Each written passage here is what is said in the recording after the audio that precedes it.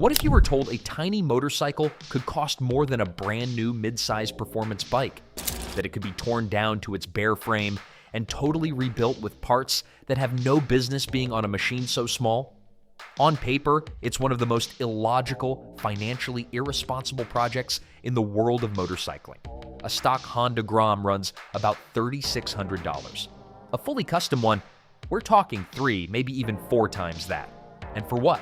To make a 125 cubic centimeter mini bike that's just a little bit faster?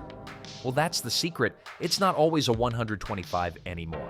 Enthusiasts take the most beloved, cheerful, and unassuming motorcycles on the planet and inject it with a level of performance that is pure insanity. This isn't just about a new exhaust and some fancy stickers. We're talking a full-blown heart transplant, with some builders swapping the stock air-cooled engine for a water-cooled 6-speed 300cc engine from a Honda CBR300. They're upgrading every single component around it, the suspension, the brakes, the chassis, to try and contain the monsters they create. It's a journey that tests patience, skills, and most definitely, the bank account. There's one central question that hangs over every strip bolt and every custom-made part. Why? Why pour thousands and thousands of dollars and countless hours into a mini bike? And when the smoke clears, when the engine finally turns over for that first terrifying ride, is it all worth it? Today, we find out.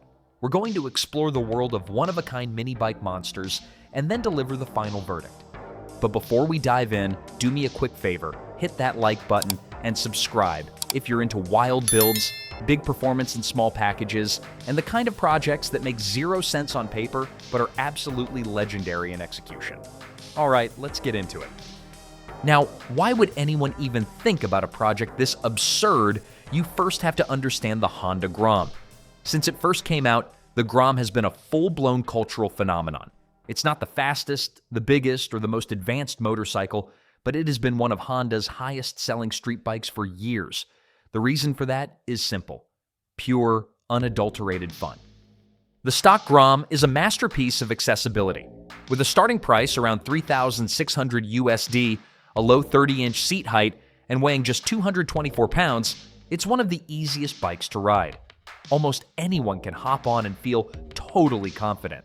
The engine is a spunky little air-cooled 124 cubic centimeter single that makes just under 10 horsepower. It's hooked up to a 5-speed transmission, which gives you enough oomph for city traffic.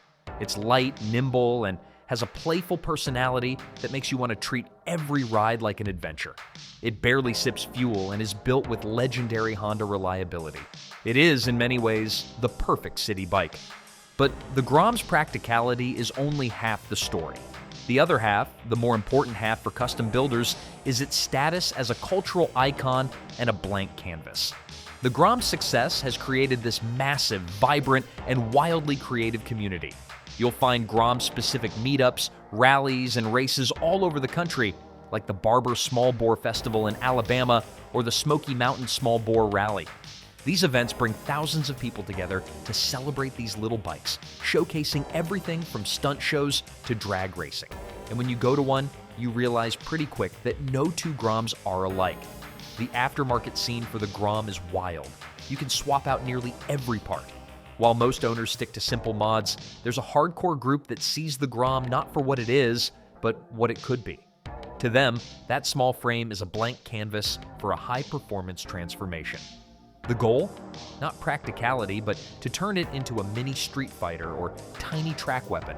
Something loud, fast, and completely over the top.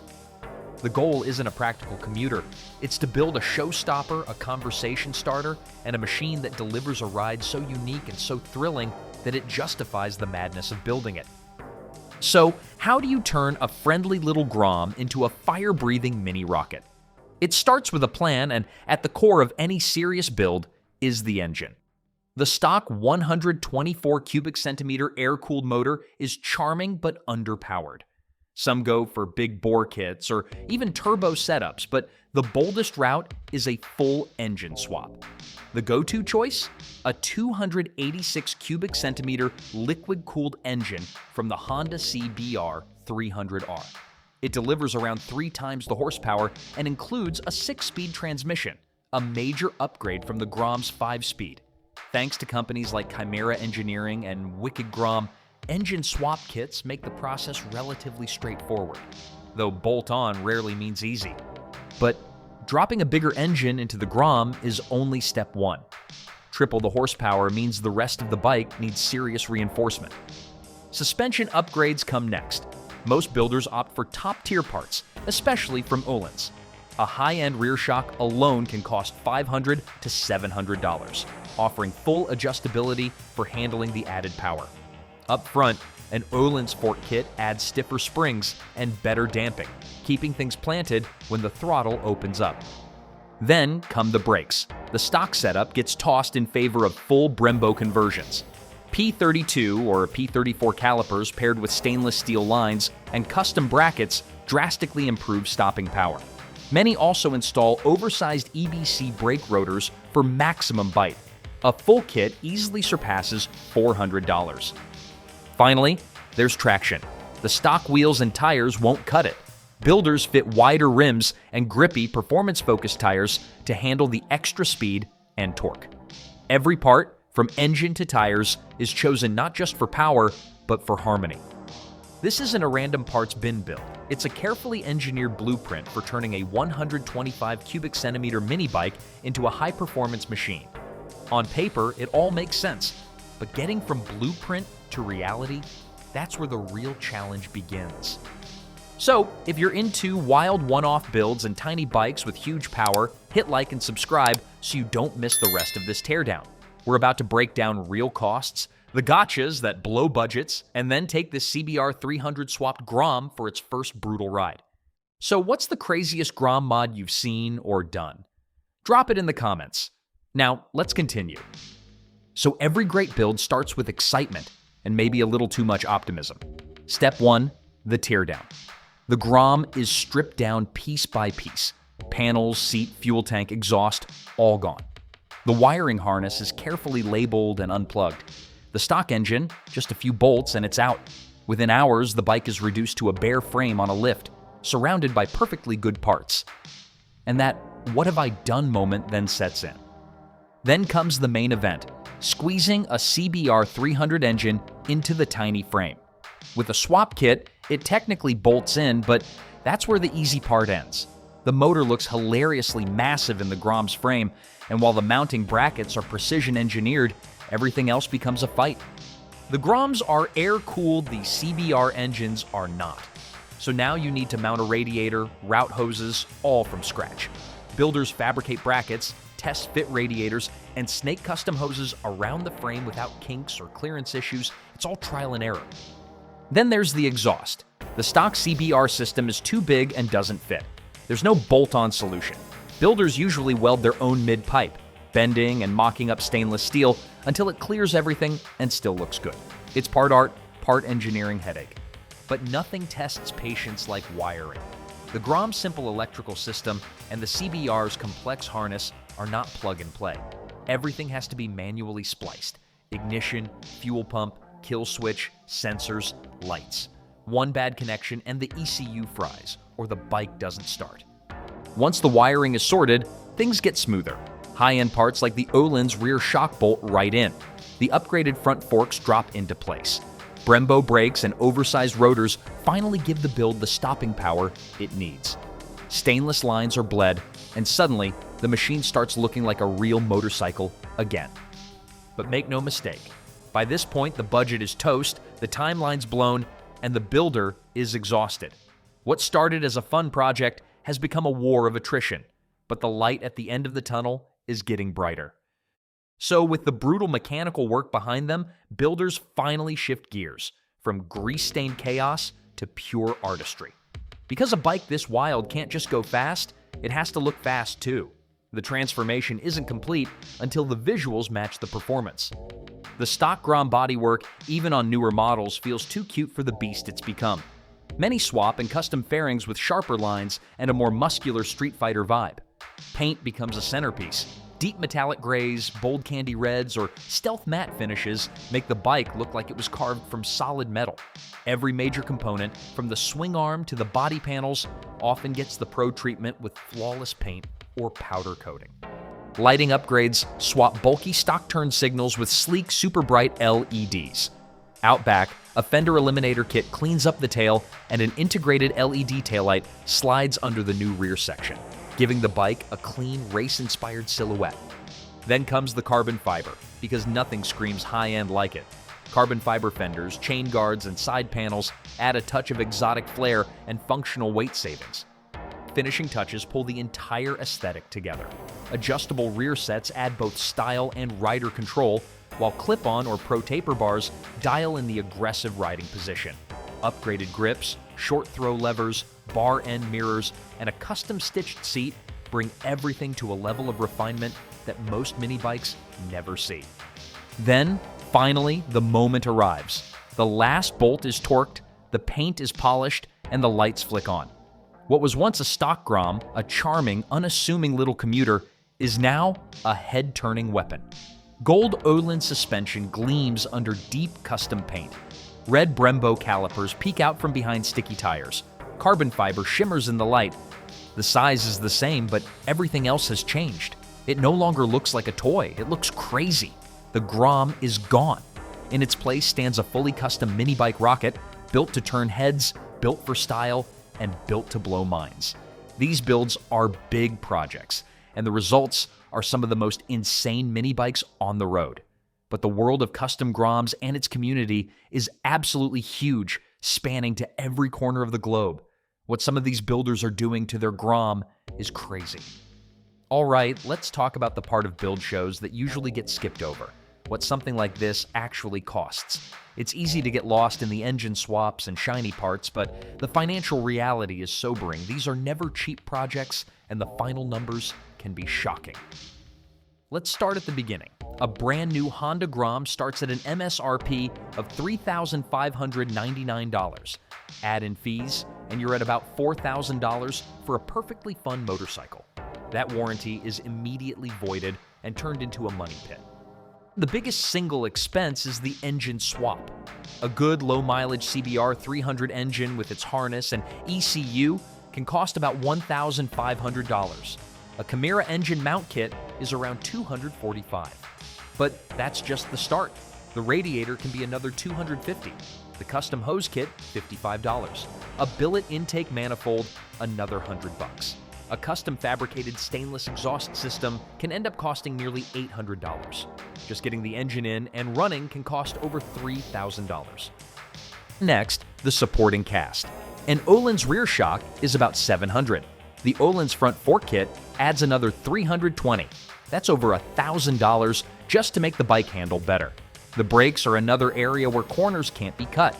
A complete Brembo caliper kit with custom brackets and lines can come in at $430. EBC rotors might add another $120. Total for brakes, nearly $550. Then come all the little things that bleed a budget dry. Wider wheels and high-performance tires, $600. Adjustable rear sets, $430. Clip-on handlebars, $210. All the aesthetic stuff, the carbon fiber, custom lighting, fender eliminator can add another $500. And a professional high-quality paint job, a cool $1,500. These little things can easily add thousands of dollars to the total. So let's add it all up. There's $4,000 for the bike, roughly $3,200 for the full engine swap and exhaust fabrication, another $1,550 for suspension and brakes, around $1,740 for wheels, tires, controls, and looks, $1,500 for paint, and $1,000 in miscellaneous costs. The grand total to build a swap 300cc mini bike can easily reach a staggering $12,990. Let that sink in. $13,000. For that money, you could buy a brand new Suzuki GSX-8R, a Kawasaki ZX-4RR, or even a Ducati Scrambler. You could buy 3 stock Honda Groms. From a purely financial perspective, it makes zero sense. But the question of whether it's worth it isn't just about money. It's about what that money buys you, and that's something that can only be found out on the road. The culmination of all the planning, the busted knuckles, the late night staring at wiring diagrams, and the shocking credit card bills. It's time to ride the monster. Just starting it is an event. You hit the button expecting that familiar friendly Grom sound, but what you get is a throaty and much more menacing growl. The whole bike vibrates with a new sense of purpose. It sounds angry. Pulling in the clutch and clicking into first, the difference is immediate. A stock Grom pulls away gently.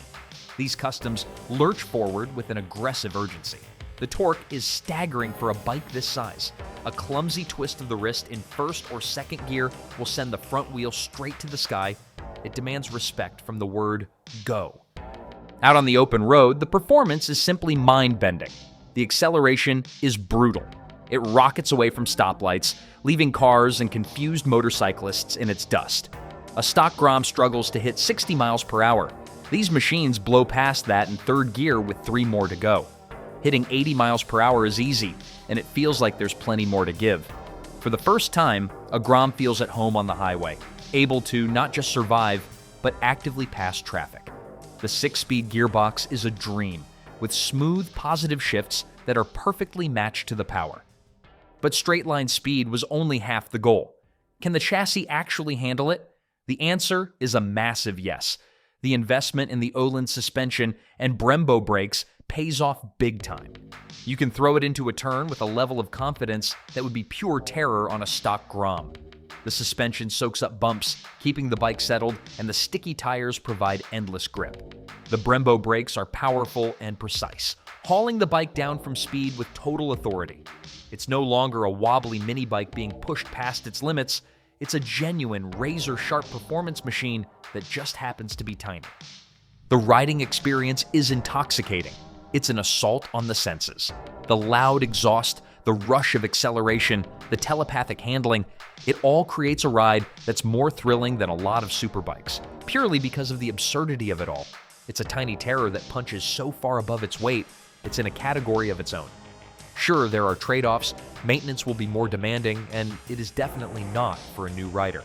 But for someone looking for the ultimate thrill, it is an absolute masterpiece of mayhem. So we see builders start with a simple stock Honda Grom and a wild idea. They tear it down, pour an obscene amount of money into it, struggle through a frustrating build, and create a 300cc, Öhlins suspended Brembo brake mini bike monster. And now, we have to answer the question, was it worth it? Well, the answer isn't a simple yes or no. It really depends on how you define worth. You have to look at it in 3 different ways. First, as a financial investment. In that category, the answer is an absolute definite no. It's a terrible financial decision. After spending $13,000 on a motorcycle, the owner would be lucky to sell it for half that. The market for a highly modified engine-swapped Grom is tiny. For most people, taking that money and buying a new factory-backed performance bike is infinitely smarter. This kind of build is a financial black hole. Second, as a performance motorcycle. Here, the answer is a qualified yes. The machines that get built are an absolute riot. They are faster, handle better, and are more exciting to ride than some bikes that cost twice as much. The power-to-weight ratio is insane, and their ability to shock people is second to none. They can handle city riding, canyon carving, and even track days. But, and it's a big but, for the same price, you could have a factory machine like a KTM 890 Duke that would still offer more performance with proven reliability. A custom Grom is an amazing performer, but it's a home-built special in a world of polished, mass-produced products. Finally, the third way to look at it, as a personal project and a statement. And in this category, the answer is an overwhelming absolute yes. The real value of these projects was never about the final price tag or the top speed. It was about the journey. It was about solving those complex mechanical and electrical puzzles. It was about the satisfaction of having a vision and making it real. The motorcycle is more than just a bike. It's a story. Every bracket tells a story of fabrication. Every part tells a story of careful choice. The final machine is a one-of-one build that is completely and totally unique to its creator. So, who is a project like this for? It's not for the practical rider or the financially smart one. For them, a stock Grom with a few simple mods is the way to go. This level of obsession is for the true enthusiast, the builder who finds as much joy in the process as the final ride. It's for the rider who values uniqueness, self-expression, and the community that celebrates these insane builds above all else. It's for someone who gets that worth can't always be measured in dollars or horsepower. So, is it worth it? For the money? No. For the performance? Maybe. But for the story, for the pride of creation, and for the pure, unadulterated joy of riding something so utterly absurd and brilliant. Every single penny. So, if you enjoyed this dive into the insane world of custom Grom builds, don't ghost the channel. Hit subscribe and turn on the bell so you don't miss the next wild story from the world of motorcycles. Ride safe, ride hard, and we'll see you next time.